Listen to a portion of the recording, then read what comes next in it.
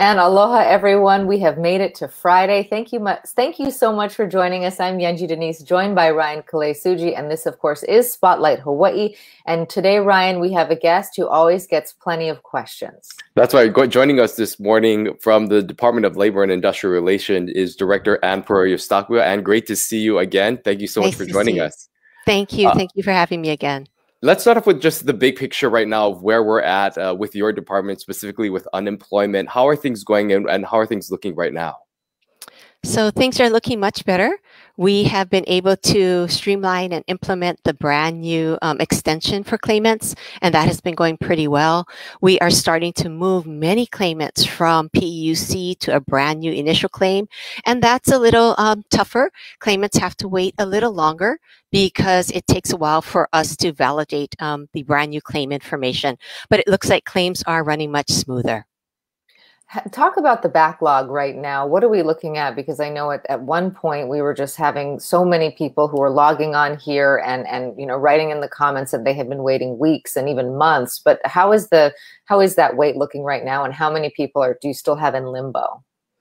So the backlog in regards to brand new claims are very minimal, but I can tell you we still have individuals who are waiting for their adjudication issues to be determined. And so we have brought on a brand new contractor to work on just overpayment issues so that we can move claimants who have been waiting for regular claims to go on to the first round of PUC to move forward. We know that the overpayments is an issue. We see it in the comments often, and many people are messaging us about that. If you can explain a little more about that contractor, what that process is going to look like for those that are still in that category.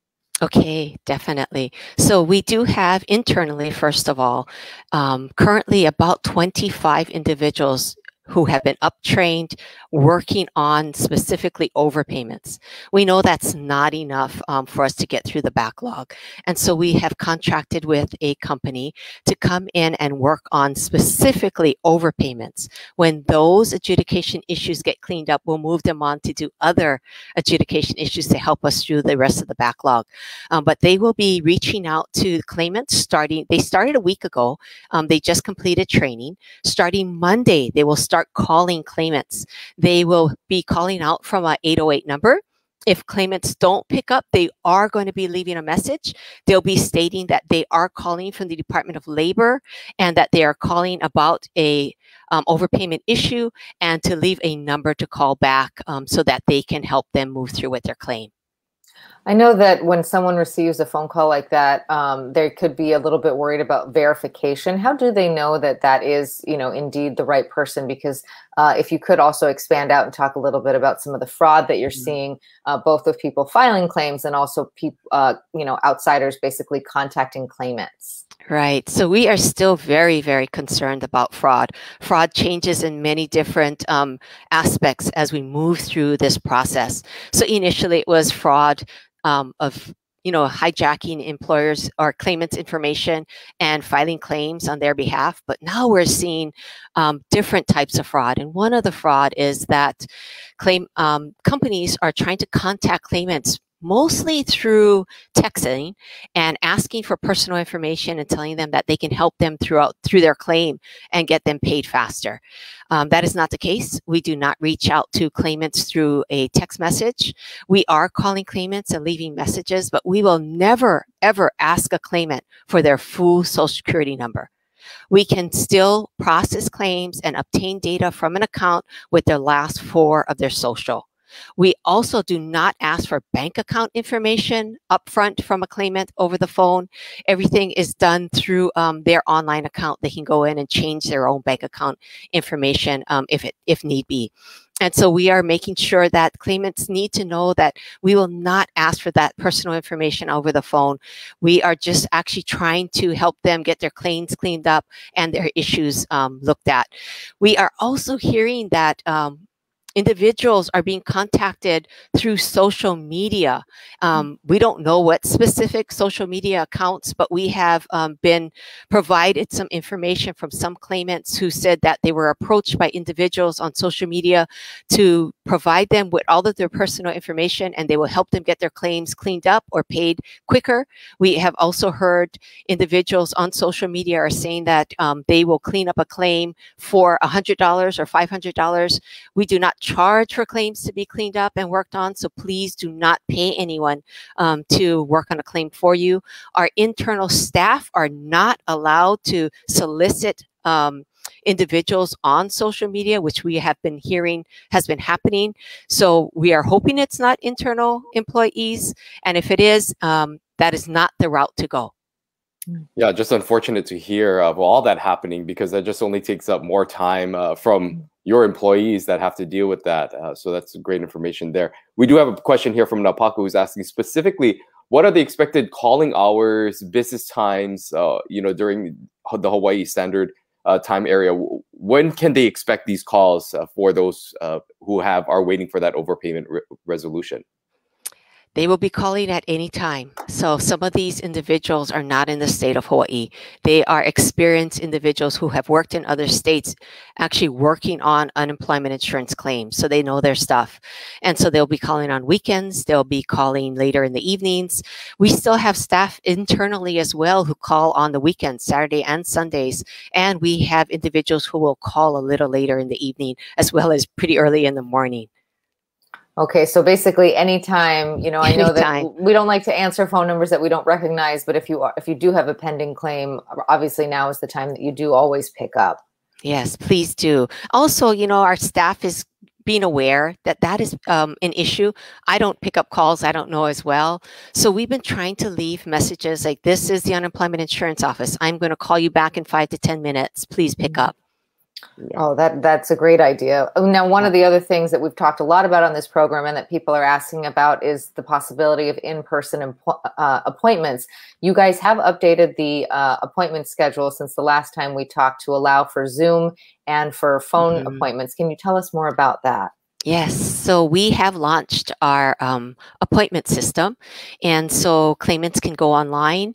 They can sign up for an appointment 2 weeks in advance, and once they get an appointment, they will get some confirmation from the department letting them know that they have an appointment, what time it is. A claimant, when they come on, they can select how they want to be contacted. So there's 2 methods of contact. One is Zoom, and one is through the phone calls. We have been seeing an overwhelming majority of claimants choosing to be contacted by phone instead of by Zoom. And so that will start this Tuesday, the 20th, is our first set of appointments that we will be calling out or contacting by Zoom to handle some claims that need to be worked on through face-to-face interaction. And so would this be the best way for people who are still waiting for some sort of contact? We are seeing in our comments here that many say they're waiting from last year, just waiting to get some sort of response. Would that be the best way moving forward, is to maybe schedule this call for these individuals? I would say the best way to get your issues handled is really to call the call center. Now, if you have an adjudication issue, which you need to be called by what we call a claims examiner, the call center will not be able to help you. Neither will this appointment center be able to help you. We really need to contact a specialist to reach out to you and handle your adjudication issue so they can do the fact finding, they can reach out to your employer as well, and they can make a determination that is appealable. So if you still have what we call an adjudication issue or an issue that needs to be investigated, you really, I'm sorry, but you really just have to wait till someone reaches out to you. That is the best way. Now, if you have a problem with your claim where you're not being paid because of some other reason, yes, the call center really is the best way to contact someone and get your claim cleaned up. The appointment system is also another way, but I can tell you that appointment system has been inundated.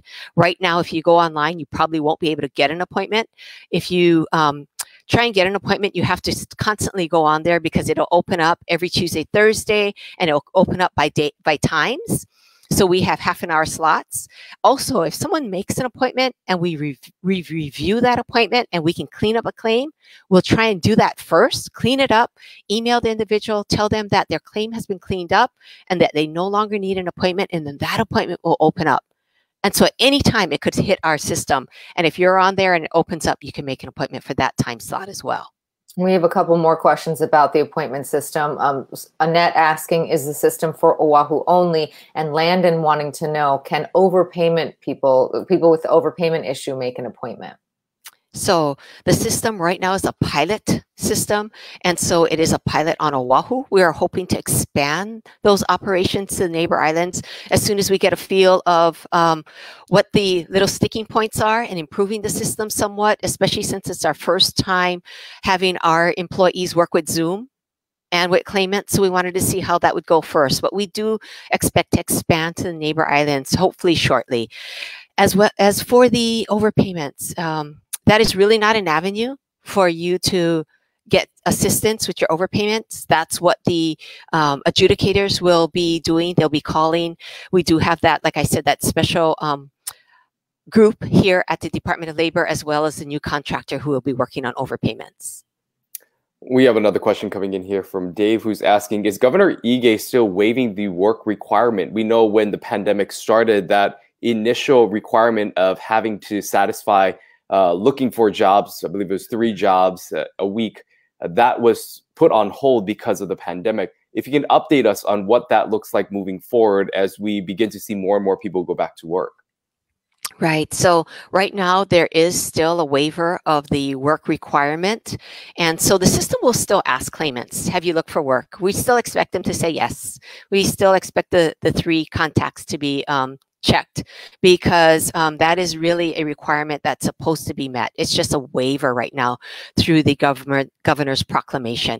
Also, the governor was allowed to provide that waiver because the CARES Act, as well as the ARPA Act, allowed us those flexibilities through Congress. And so ARPA is allowing us to continue those flexibilities, and the governor has agreed to continue to allow those flexibilities for now. I do not have a date for you when we're going to be looking at re-implementing those flexibilities of not having to look for work. It's something that we're going to sit down with the governor shortly, discuss, what the environment looks like right now, what the workforce looks like, if there are jobs out there to apply for. In the beginning, there really were no jobs out there to apply for, so it wouldn't have made sense to have them look for work. So we are going to be sitting down shortly with the governor to determine where we're going to go with that and about when we would start to implement claimants having to look for work again. And that work requirement, will it apply equally to people who are applying for traditional unemployment or PEUC and also the pool folks, or will you have different rules for those 2 sets of employees? So definitely PUC and the regular unemployment will be looked at similarly. They are really the same program. It's just that one is state funded and one is federal funded, 100% federal funded. With PUA, it's a little different, because with PUA, you are really not looking for work if you're self-employed. You are trying to see if you could continue to provide services to your community. And so we would probably be looking at that a little differently. But there are individuals who are collecting PUA who also are individuals who are under the category of a full-time worker, but just didn't have enough earnings to qualify for regular unemployment, or were denied because of childcare issues. And so those sectors may be looked at differently, but we have not yet decided that. You mentioned that you'll be sitting down with the governor to talk more about what that future looks like. I'm wondering if you can give us an outlook of what we're seeing in the labor force. I know recent unemployment numbers were just released. What are you learning from those numbers and seeing overall with the overall workforce here in Hawaii? So I'm sure everyone's heard the unemployment insurance rate dropped to 9%. 9% is still quite high. For us, we were at 2.4%, if you remember, prior to the pandemic. So unemployment numbers are still high. Those unemployment numbers really just reflect regular unemployment. It is not taking into account individuals who are still on PEUC. And so those numbers really are higher than the 9%. And so we are actually seeing that the unemployment numbers are starting to, I would have to say, hold steady. And so I say that because we are seeing claimants go back to work, but they're going back to work for a part-time basis only. So, you know, there are a lot of individuals who were put on furlough who are still attached to an employer. So they were considered part-time employees, but still not receiving any hours. We're starting to see claimants go back to work, receive partial hours, but not enough to make them fully not unemployed. And so they're still unemployed, still receiving benefits. What is the biggest issue that you're seeing right now with people who are, you know, who are applying for benefits, or what kind of advice are you giving folks? Is it really just the overpayment issues and these issues with the employers, maybe a disagreement as to whether they were fired or voluntarily let go themselves? Or I'm just interested to know, you know, how the sort of on your end, how the problems are shifting and where you're seeing the most need right now. Right. So we're still seeing a lot of DNAs did not accept work, and that's, I think, because of the childcare issues and, you know, the kids not back in school. So those are still issues. Those are very valid issues for individuals who would like to go back to work, but, you know, have responsibilities of making sure that the care for their children are being taken care of. So we're still seeing those. If individuals have an adjudication issue besides the overpayments that are from last year, they are probably because they are either what we call MCs, misconduct issues, or VLs, voluntary leave issues. And we are starting to tackle those. Those numbers are starting to come down as well. I think one thing claimants are starting to see that they don't understand, that they still have a balance of a PEUC monetary on their PEUC accounts, but we're telling them to go on and file a brand new initial claim. And that's because they had partial earnings while they were unemployed. And they may qualify or be eligible for a brand new claim, even though they still have a balance on their PEUC claims. The statutes say that if an individual qualifies for a regular claim, we're required to move an individual to their regular claim instead of keeping them on PEUC. And so a lot of claimants are starting to see that right now and questioning, but I still have a balance on my PEUC. Why can't I just stay on the PEUC? I'm going to bring in a question here. I'm not sure that I really understand what is being asked, but I'm hoping you do. Okay. What is going on with the break in claims pending when there's no break? Is that something, because I saw a few other questions about breaks and pauses in claims. Can you explain a little bit or have any information on this? Yes. So sometimes those breaks are not necessarily the cause of the claimant. So normally breaks are put in when a claimant doesn't file a weekly claim certification. So that means there's a break. What's the reason? Did they go back to work? Were they working for 1 week and then got unemployed again? Those are things that we need to know in order to make sure that their claim is updated accurately and correctly. And so the other reason a break could come into play is for some reason their claim has stopped, meaning we're moving them from, they were on PUC, they didn't know what to do, so they filed a brand new initial claim. They weren't supposed to file an initial claim, and they didn't file weeks for the PUC claim. We take them off the brand new initial claim, move them back to the PUC claim, and then they have a break because they failed to file weekly claim certifications for several weeks in between that time period, and a break gets created. Those breaks need to be cleared in order for a claim to continue to move forward. So if there is a break, then I would suggest a claimant call into the call center or make an appointment if they can get through the appointment line. Or we have been doing much better with the emails and the local claims offices as well. So that could help as well by them emailing the local claims office and getting their break cleared. Raina B has a question that we haven't seen before. She says, letters say we have a choice of requesting a reconsideration or an appeal, yet some reps say they don't know what that is, but some do. Can you please confirm a reconsideration is a choice, perhaps less complex than an appeal? Yes. And so reconsideration is a determination was made on an issue, say a did not accept work issue or a voluntarily left issue, an RR issue, a reporting requirement, meaning you tagged your claim as being out of the state, and we made a determination that you were not eligible for that week.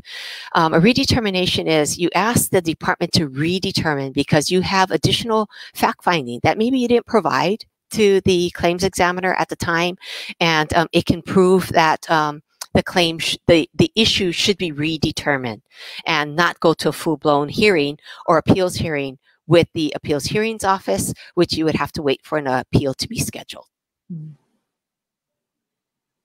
You know, we do see still some questions about some specific claims that are coming in. And I know that you said a lot of them will have to just wait for that adjudicator because a lot of it will require that process to go through. Right. How many of those people do you have, the adjudicators? Because we know at one point that you had the support of people coming in specifically to help with those types of more complex claims. Do you still have that support right now? And what does that support team look like in order to manage through this backlog? Yes, we are much more prepared for these adjudication issues. We have many more individuals on board. Of course, having many more individuals on board may not be the solution up front because they have to be trained. You know, they're brand new, they're learning the system, they're learning the statutes and how to adjudicate an issue and what requirements need to be met in order to make sure that both parties are provided with due process. So we did bring on quite a few new adjudicators. They are being trained and they are working on adjudication issues. We have just opened up that position again. We were able to secure additional space in our adjudication area. And so we have additional seats to house more individuals and bring on more adjudicators. So please go online and apply for those adjudication positions. Christine Donnelly, who writes a Kokua column, has a follow-up to the PEUC versus filing a new claim. She wants to know, in those cases, can the claimant choose to continue their PEUC claim or must they file a new initial claim? So it really depends. So the law specifically states that they must be moved to a brand new claim or an old claim if they qualify for that claim before they receive PEUC. Except for one circumstance. So with the new CARES Act that was passed at the end of 2020, if an individual's brand new initial claims weekly benefit amount is $25 more less than what their PEUC weekly benefit amount was, they can choose then to stay on PEUC. So we don't want to provide a weekly benefit amount to a claimant. Say they were making $150 a week. And with their brand new initial claim, it went down to $120 a week. They would then have a choice because it's more than $25 less than their PEUC amount to stay on PEUC. But if the amount is not $25 less than their weekly benefit amount on PEUC, they must be moved to the regular initial claim process. And we know that some people who are filing for PUA and, you know, are going through that process of having to try to get their claim cleaned up. And, you know, sometimes there's additional documentation that is required to help to justify that. How are these claimants supposed to provide that documentation? Is that through mail? Is there an online portal? What would you suggest for those who have to provide this supplemental information that is needed? It really depends on what type of information they need to supply. The claims examiners will notify the claimant which route they would like them to go. Majority of them are through email. Sometimes we do ask them to fax over information, but the mail is really too slow for us to make a determination through that process. So majority of the time it's not through the mail. Okay, I want to get to this question from Peter because he helps to run, Peter Yee helps to run the unemployment Facebook page. We've had them on. He says, this is going back to that PEUC versus new claim issue. Many claimants are receiving both a PEUC extension and an email to file a new claim, even though they had not worked at all in their first year of unemployment. Is the system picking up on this as classified severance pay or vacation pay? Yes, so first of all, we ran all claimants' PEUC extensions and sent out letters. We didn't first pick out who qualified for a brand new claim or not, because everyone qualifies at a different point in time. Not everyone qualifies at the same time. So we went through the process of running the PEUC, so there would be no hang up for claimants if they had to move forward with PEUC. And that's why many of the claimants received a letter in the mail letting them know that their monetary was changed and it was moved up for a PEUC claim. And then if you qualified for a brand new claim, then you received an email letting you know that you are maybe eligible for a brand new initial claim. And if it was the $25 option, while you were filing for that brand new initial claim, you would be given the option to either stay on PUC or to move forward with your brand new claim, and it would be the claimant's choice. Now, when it comes to severance pay, many employers reported pay. We don't know whether it's severance pay or not. There's no process for the employer to tell us it's severance pay. They just report wages. If the claimant knows it's severance pay, then they should reach out to us and let us know, I don't qualify or I'm not eligible for a brand new claim, even though you're saying I am, because the employer inaccurately reported earnings as that should have been severance pay. Employers know that severance pay is not earnings, and they shouldn't be reporting severance pay to us. But sometimes they do. And we don't know that they're reporting it because they're not supposed to report severance pay. So there may be an issue, yes, with severance payments reported by employers without us knowing. I know much of our questions here during our time is focused on unemployment and trying to resolve some of these issues with many of the issues. But, when I'm thinking long-term for just the overall state of our economy and looking at the labor force, at some point in time, this federal help will expire and we won't have that support, these weekly payments, and we may see unemployment numbers go back up because of the fact that employers aren't going to be able to sustain this level without any sort of additional federal support. Looking long term, what are you looking for as a director of this department to help to sustain not only and keep the infrastructure of the unemployment going, but long term the future of the labor force here in Hawaii? Right. So that is such an important question, Ryan. And so we discuss this question a lot with our national organizations, our U.S. Department of Labor. And, we all talk about how unemployment insurance has taken the air out of the room. No one else can talk about anything else but unemployment insurance. And of course, it's very important. But, our next phase, and we would like to start concentrating on reemployment. Reemployment is going to be very important here at the Department of Labor. We're gearing up to be able to help those who are unemployed and those dislocated workers to be reemployed, helping them find where they can get training to help them either look for new jobs, provide them with additional skills so that they can look for jobs, maybe not in the realm that they perform services in before. So we are starting to really work on that requirement that, once claimants have to start looking for work again, they're going to have to also have the skills to back them up. And so we are going to be coming out shortly with a lot of information on reemployment with the help of U.S. Department of Labor, with what we call our Workforce Development Division, also Workforce Development Council, and the services that we provide here to claimants and those who are not just claimants, but those who are out there who maybe were not claimants but are now looking for work. And so we are really going to start gearing up in that initiative. Thank you so much. And, I know we're just about out of time, but we want to make sure that we give you an opportunity for any last, final thoughts and advice to the people who are writing in. There's still a lot of people who are saying, I have an overpayment issue and I've been waiting since December. Other people who say that they have these pending messages and they just don't know what to do with them, and that they're trying the call center, but they can't get through. So what's your final message to folks who are still frustrated by the way the system is working or perhaps not working for them right now? So we do know that there are still a lot of overpayments, and that's why we brought the contractor on. They start Monday. we're hoping that this process will help clean up many of those overpayments, because those claimants really need to be moved on to their PUC claims so they can start to get paid in PUC and then move forward whether they qualify for a brand new initial claim or not.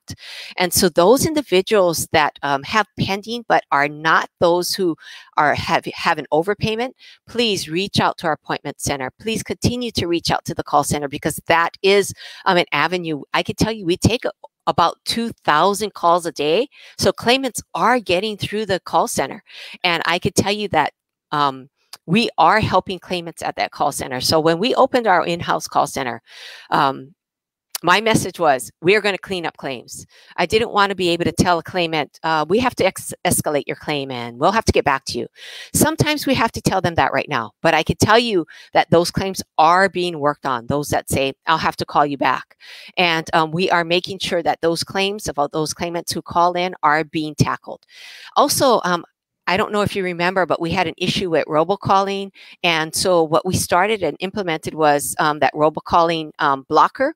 And we had also implemented at that time, taking down a list of numbers of that dropped from claimants. We are still continuing to have a portion of our staff reach out to those individuals whose calls got dropped at a call center and seeing what they needed help with and helping them clean up their claim as well. So there's now different avenues for claimants to be helped.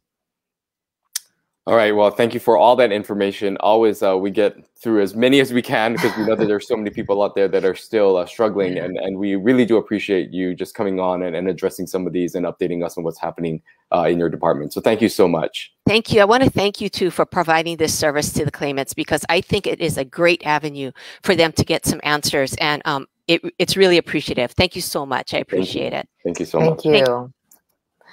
Well, Ryan, it does sound like a lot is happening, and I know that the folks who are writing in, we appreciate all of you, and we try to get to as many of your questions as possible. We know there's still a lot of frustration out there, but the good thing is that it does sound like they are starting to overcome a lot of that backlog.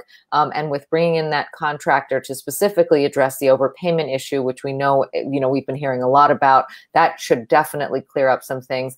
She also talked about the call center. That's a pilot project just on Oahu right now, but they are hoping to expand that out. And I just think that having that appointment and not like waiting in limbo for a call, but knowing that, okay, if someone's going to call me at this time, would give a lot of relief to a lot of people who are, just waiting for claims. Yeah, certainly. But, but as she said, there are still a lot of those more complex claims that will require an adjudicator to work on the claim specifically, to go through almost with a fine-tooth comb to figure out what the issue might be. And so for those individuals, just continue to wait. I know that it is, as you said, it is hard. It is, many people have been waiting for a while. They recognize that there is significant wait times for these individuals, but they're trying to get through as much as they possibly can. No doubt that the fraud limitations also that are setting them back because of the fact that they are now having to address some of these fraud claims, which sound really complex when she broke them down. There's multiple ways in which this department is having to combat fraud, and it only sets them back in the priorities of trying to help these people who are continue to be waiting. Absolutely. And this is not only people who are applying for benefits fraudulently, but the other way around, also pretending to be the unemployment office or someone from an official capacity, asking for personal information, perhaps banking information. She did say that they never ask for a full social security number, nor banking information, and they do not communicate via social media or text. So please be warned that when someone is asking for your information, that you verify that they are indeed who they say they are. Yeah, we'll be sure to try to get the director on back again next month, because we know that she's always a popular guest and so many people have questions. And, I think it is interesting, as I asked later, is looking at the long-term role of this department will play. Of course, there's still a lot of unemployment questions that need to be had, but there is going to be that concern of what happens to this labor force in Hawaii moving forward once the federal money dries up and people are forced now to have to find work that may not be there. What does that future look like for Hawaii? And that's going to be an important conversation that we certainly want to have with the director, as well as with Governor Ige, who will be joining us here on this program on Monday. We have a lot to talk to him about. Yeah, that is what we call a good segue there. We have the governor here on Monday, and continuing with the unemployment or rather reemployment theme, we have Mike McCartney from DBED, who's going to be joining us on Wednesday to talk about the broader landscape of economic development in Hawaii. So we do hope you'll join us then. Until Monday with the governor here at 10:30, we hope you stay safe out there. Remember that vaccine eligibility has opened to the whole state now. So anyone above the age of 16 as of April 19th is going to be able to get their vaccination. So if you are in a position to do so, please do sign up and stay safe out there, wear a mask, socially distance, you know the rest. We'll see you next week, Monday. Aloha.